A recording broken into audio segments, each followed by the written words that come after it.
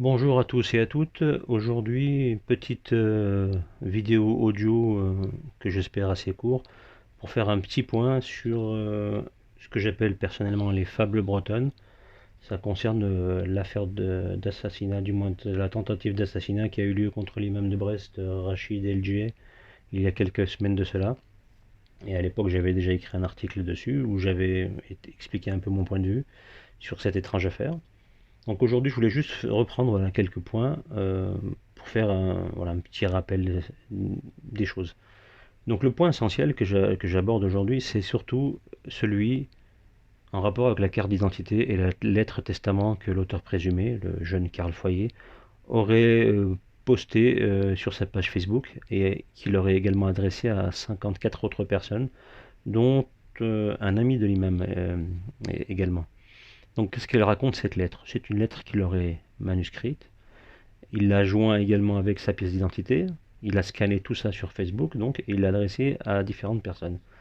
Cette lettre, tout le monde l'a vue, elle circule partout, et elle raconte beaucoup de choses, et beaucoup de bêtises surtout. Alors, pour faire très très simple, moi je vais reprendre juste deux trois points très très bêtes. La première chose, c'est le complot. Le complot, il est partout dans cette lettre. Le complot, c'est-à-dire qu'il est tout seul, il se promène, il rentre chez lui du boulot, il y a un camion qui l'attend, des gens habillés avec des cagoules en noir, qui le kidnappent, qui le mettent dans un camion et qui le menacent. C'est typiquement un scénario de film. On lui dit qu'on sait tout de toi, on va te faire la peau et surtout tu vas écouter ce qu'on va te dire parce que sinon on va zigouiller toute ta famille. Il y a beaucoup de séries, téléfilms comme ça qui reprennent ce genre de construction narrative assez basique. On en a vu des milliers. M6 le soir, à une époque, on passait beaucoup. Ou même l'après-midi, si vous étiez un peu au chômage et que vous avez rien d'autre à faire, vous appuyez sur M6 et vous tombez sur ce genre de série inqualifiable, où c'est toujours le même schéma. Donc pour le coup, là, les gars qui ont rédigé cette lettre, ils se sont pas trop foulés. Ça, c'est le premier point. Bon, ok, pourquoi pas. Ensuite, on nous sort la puce RFID. La lettre continue en disant: on m'a mis une puce sur le bras et j'ai réussi à l'arracher après. Pourquoi faire la puce? Qu'est-ce qu'elle vient de faire dans cette étrange affaire? Dans quel but? Il faudrait expliquer ça. Bon, on n'a pas de réponse juste, on met l'ingrédient complotisme, technologie futuriste avec le contrôle, le puçage des gens, etc.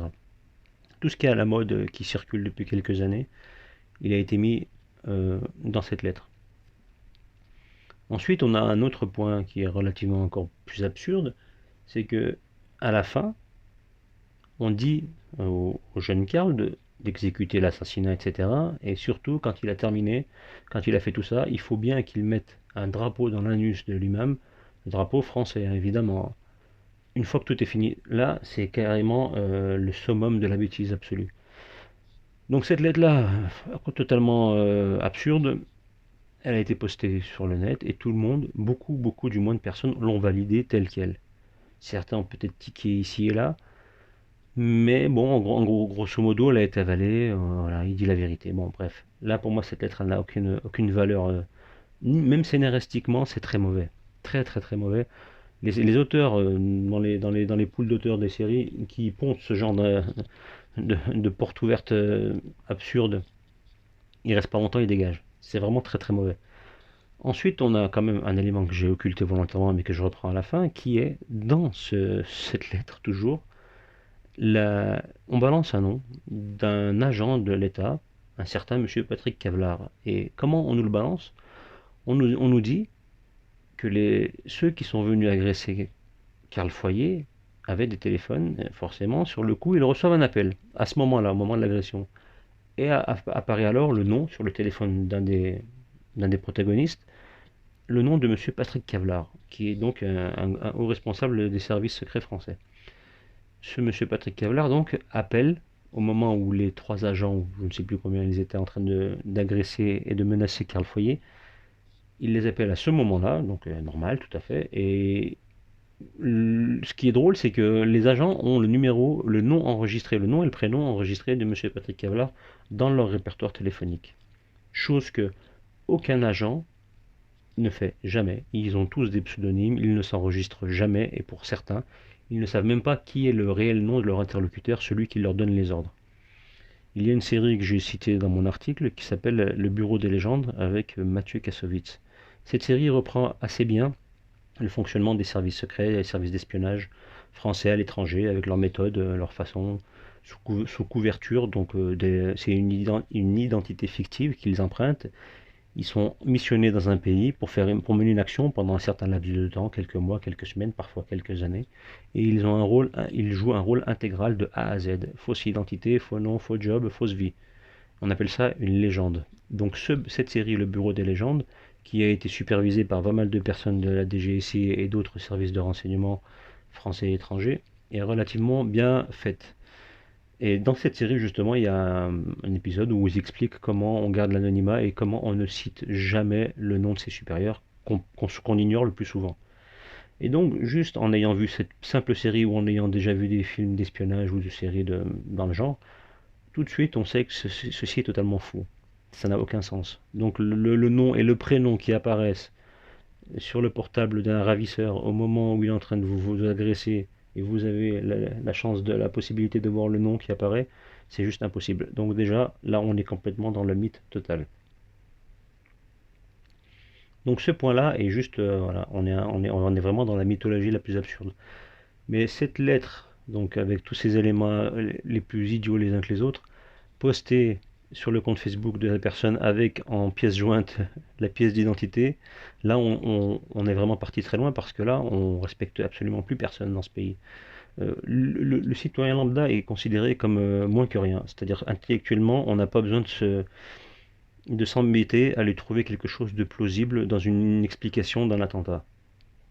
Explication à peu près plausible, c'est quand même important pour pouvoir faire accepter l'idée d'un attentat. Là on se casse même plus la tête. Le criminel, il a photocopié lui-même son identité. Voilà. On n'a même pas eu besoin de chercher sa pièce d'identité. Là, on a relevé le niveau d'habitude. Elle traîne par terre, ce qui est déjà un peu absurde dans la voiture ou dans les environs des lieux. Là, non, carrément, c'est le gars, il l'envoie directement. Donc, pas de doute en plus scanné, bien comme il faut, donc propre et tout, pas brûlé, pas sali, rien, nickel. Là, on est arrivé loin. Bientôt, la prochaine étape, je suppose, c'est qu'on n'aura même plus besoin d'identité. Ce sera directement un SMS qu'on recevra tous sur nos téléphones le jour de l'attentat, où on aura un message qui dira en gros je m'appelle un tel, c'est moi qui ai fait l'attentat. Voilà. Vous vous embêtez pas à chercher une pièce d'identité ou quoi, rien du tout. C'est moi qui vous l'ai fait. C'est moi qui l'ai fait. Donc on aura une espèce de texte groupé pour des millions de gens. Et ça suffira. Voilà. Voilà, on accepte ce genre de situation. Ça aussi, ça n'a choqué personne, quoi. Et là, le mal, il est là. Je vais essayer d'être encore un peu plus court pour finir. Donc, arrivé à ce stade-là, comment encore aujourd'hui des gens acceptent ce tissu fabriqué de toutes pièces, ce tissu de mensonge, comme étant quelque chose de véridique? Personnellement, je ne connais pas la vérité. Mais par contre, je sais reconnaître le mensonge, et là, il est plus que flagrant. C'est inutile d'être très expérimenté dans la vie. Il suffit d'avoir un peu de bon sens, un peu de raisonnement pour comprendre que là, on se fout vraiment de nos gueules, mais vraiment. Il n'y a aucune limite à ça. Ils se foutent vraiment de nous. Euh, Ils sont en lâcher prise là. Et ça continue à chaque attentat, à chaque fois. Ils remettent le couvert. Ils innovent un petit peu pour faire. Ils modifient quelques détails. Voilà, histoire de. Ils maquillent un petit peu. Et ils font des petits détours, mais en fait, ils reviennent toujours à la même chose, c'est-à-dire se moquer de nous, clairement. Voilà, c'était simplement mon point de vue assez synthétique sur cette histoire. Je vais mettre en lien mon article qui rentre un peu plus dans les détails et sur certains aspects que je n'ai pas abordés dans cette audio. Donc pour ceux que ça intéresse, il sera disponible dans le descriptif de la vidéo. Bon, sur ce, je vous dis à la prochaine.